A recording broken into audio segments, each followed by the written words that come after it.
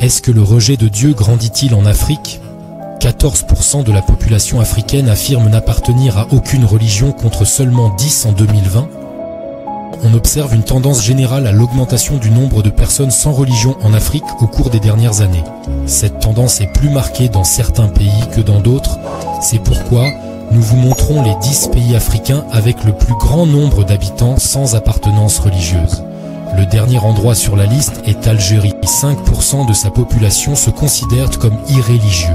Elle est suivie de près par le Sénégal avec 6% des habitants qui se sont libérés des chaînes des religions importées. De là, nous allons au Ghana, un pays qui se classe 8e avec 8%. Ça rime plutôt bien, non? Quelque chose de légèrement équivalent se répète au Madagascar qui se classe au 7e rang avec 9% de sa population qui rejette les religions importées. Avec un nombre plus élevé encore, la Tunisie vient ensuite où plus de 10% d'habitants se déclarent irréligieux. Et si nous atterrissons en Zambie, on découvre que 11% de sa population déclare ne faire partie d'aucune religion. D'où elle se place 5e sur cette liste. Quant aux 4e places, on découvre Mozambique avec ses 15% de population irréligieux. Et puis enfin, aux 3 premières places, les chiffres montent un peu en flèche. Atterrissons au Zimbabwe, région où 17% de sa population déclare ne faire partie d'aucune religion.